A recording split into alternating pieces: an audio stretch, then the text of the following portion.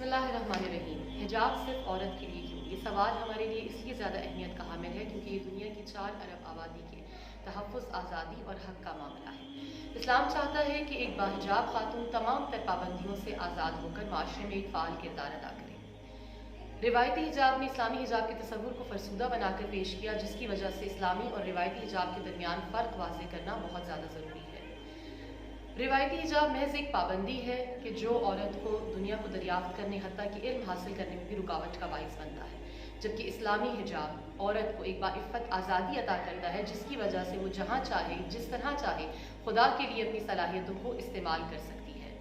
اسلامی حجاب عورت کو وہ پرواز عطا کرتا ہے کہ جس کی وجہ سے عورت ہر میدان میں اپنا لوہا منوا سکتی ہے، چاہے وہ معاشی میدان ہو، چاہے وہ پیشہ ورانہ صلاحیتیں ہوں، چاہے وہ علمی میدان ہو، حتیٰ کہ میدان جنگ ہی کیوں نہ ہو۔ قرآن میں جہاں باقی واجبات کا تذکرہ آیا ہے، وہاں پر سورہ احزاب کی آیت نمبر 59 میں پروردگار عالم نے حجاب کا حکم دیا ہے۔ اس آیت قرآنی میں 3 احکامات بہت اہم ہیں۔ اول، ایک عام امتی کا رسول اللہ سے نسبت۔ دوسرا، حجاب ایک مسلم عورت کا امتیاز۔ اور تیسرا، حجاب ایک حفاظت کا ذریعہ۔ سورہ نور کی آیت نمبر 31 میں پروردگار عالم نے حجاب کا حکم دوبارہ دیا، جس میں مومنین عورتوں سے مخاطب ہو کر کہا کہ اپنی نگاہوں کو نیچی رکھیں، اپنی شرمگاہوں کی حفاظت کریں اور اپنی اوڑھنیوں کو اپنے سینوں پر ڈال لیں اور اپنی زیب و زیبائش کو چھپا کر رکھیں۔ ایک لطیف نقطہ یہاں پر یہ ہے کہ آیت نمبر 31 سے پہلے آیت نمبر 30 میں خدا نے یہی حکم مومن مردوں کے لیے دیا کہ وہ اپنی نگاہوں کو نیچی رکھیں، اپنی شرمگاہوں کی حفاظت کریں کہ خدا ان کے اعمال سے باخبر ہے۔ یہاں ان دونوں آیتوں سے معلوم ہوتا ہے کہ حجاب فقط وہ کپڑا نہیں کہ جس سے جسم کو ڈھانپا جاتا ہے، بلکہ حجاب کے 2 اجزاء ہیں، ایک لباس عفت اور دوسرا حیا، اور ان دونوں اجزاء کے بغیر حجاب نامکمل ہے۔ لباس عفت کی اگر بات کریں تو شرم و حیا کی، تو اس کا حکم قرآن میں اور الہی حکم مرد اور عورت دونوں کے لیے مساوی ہے۔ متکبرانہ لباس ہو یا لباس فاخرہ ہو، اس کو مرد اور عورت دونوں کے لیے حرام قرار دیا گیا ہے۔ اور اگر ہم بات کریں ایک ایسے قرآنی الہی حکم کی، ان دونوں آیات کا اگر تقابلی جائزہ لیں تو دونوں آیات میں 2 احکامات جو مرد اور عورت دونوں کے لیے مشترک نظر آتے ہیں، لیکن 2 احکامات الہی کے جو ایک عورت کے لیے اضافی ہیں، اور ان میں یہ کہ اپنی اوڑھنیوں کو، اپنے دوپٹوں کو اپنے سینوں پر ڈالو اور اپنی زیب و زیبائش کو چھپا کر رکھو۔ ان 2 اضافی الہی احکامات کے لیے جو جسمانی حجاب کا حکم عورت کے لیے زائد ہے، اس کو سمجھنے کے لیے نیچر میگزین کی ایک ریسرچ کا حوالہ آپ کے سامنے پیش کرتی ہوں۔ اس میں ایک نفسیاتی تجربہ کیا گیا کہ جس میں مرد اور عورت دونوں کے آڈیو ویژول اسٹیمولس کے ذریعے دیکھا گیا کہ دونوں کے جو ذہنی جنسی محرک ہیں، ان دونوں کو جنسی محرک کو دیکھا گیا کہ آڈیو ویڈیو اسٹیمولس میں آیا دونوں کا ایک ہی جنسی ہیجان دونوں میں پیدا ہوتا ہے یا اس کے درمیان کوئی اختلاف ہے، اور نتیجہ حیرت انگیز حد تک قرآن کی اس آیت کا دفاع کرتا ہوا دکھائی دیا کہ آڈیو ویژول اسٹیمولس سے مردوں کے اندر عورتوں سے کئی گنا زیادہ جنسی ہیجان پیدا ہوتا ہے۔ علل الشرائی کی ایک روایت جو امام جعفر الصادق علیہ السلام سے منسوب ہے، راوی نے پوچھا کہ کیوں عورت کے بالوں پر نظر کرنا حرام ہے یا عورت حجاب کیوں کرے، تو آپ نے فرمایا کہ عورت کی بے حجابی سے مرد کے اندر ایک ہیجان پیدا ہوتا ہے، وہ ہیجان فساد کی طرف لے جاتا ہے اور وہ فساد انسان کو ایسے دائرے میں داخل کر دیتا ہے جو اس کے لیے حلال نہیں۔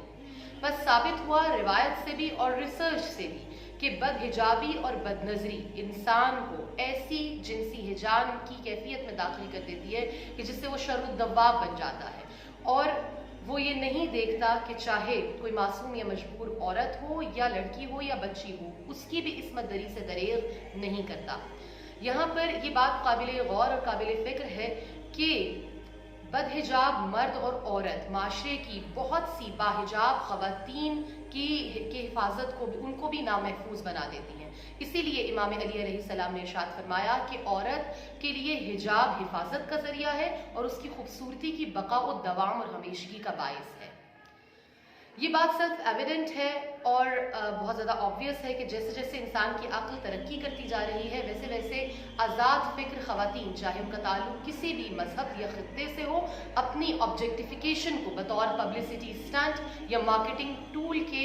استعمال ہونے کے خلاف آواز اٹھا رہی ہیں۔ जैसे कि BBC की एक रिपोर्ट के मुताबिक हाल ही में यूक्रेन, जापान और दीगर ममालिक के एयर होस्टेसेस ने और ओलंपिक में शरीक खवातीन ने नामुनासिब लिबास पहनने से इनकार कर दिया,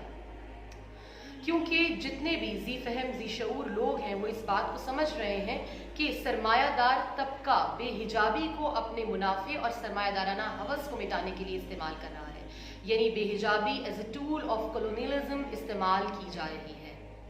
अगर हम देखें, चाहे फिर वो कॉस्मेटिक इंडस्ट्री हो, चाहे वो शोबिज़ इंडस्ट्री हो, फैशन इंडस्ट्री हो, हत्ता कि मेन स्ट्रीम लाइन मीडिया ही क्यों ना हो, बार बार बेहिजाबी को ये दिखाकर पेश किया जा रहा है कि खूबसूरती अगर औरत के लिए कोई मयार है तो वो बेहिजाबी है। जब एक चीज़ को यूनिवर्सिटी ऑफ वाटरप्रूफ की रिसर्च के मुताबिक बार बार लोगों को दिखाया जाए तो उनके मयारात उसी देखी और सुनी हुई चीज़ के मुताबिक होने लगते हैं। अगर कॉस्मेटिक इंडस्ट्री की बात की जाए तो 2017-2018 से लेकर 2025 तक जो एक बजट सामने रखा गया कि जिसकी वजह से अगर हम देखें तो हमें एक बहुत बड़ी नफ़े की रकम सामने आती है, जिसका तखमीना 2025 तक लगाया जा रहा है कि वो $7.5 बिलियन तक पहुंच जाएगा, और अभी तक $5.6 बिलियन का मुनाफा कॉस्मेटिक इंडस्ट्री कमा चुकी है। और इसके मुकाबले, इसकी कंपैरिजन अगर दुनिया की भूख और अफलास को मिटाने के लिए बजट देखा जाए तो फ़कत $45 बिलियन दरकार है, जो इससे बहुत कम है, लेकिन दुनिया की प्रायोरिटी क्या है इससे मालूम हो जाता है। और इन्हीं ममालिक का कि जो इससे नफ़ा कमाते हैं कॉस्मेटिक्स से और फैशन इंडस्ट्री से, उनका नफ़ा अगर उनका बजट देखा जाए कि जो वो अपने असलहे के लिए इस्तेमाल कर रहे हैं वो कई गुना ज़्यादा है, और यही इस्तकबारी ताकतें हैं कि जो इस नफ़े से हथियार खरीद कर कभी यमन पर, कभी फ़लस्तीन पर, कभी इराक और शाम के ऊपर हमले कर रही हैं। तो बेहिजाब ख़वातीन इस बात को मद्देनज़र रखें कि उनकी बेहिजाबी और उनका फ़ैशन के लिए इस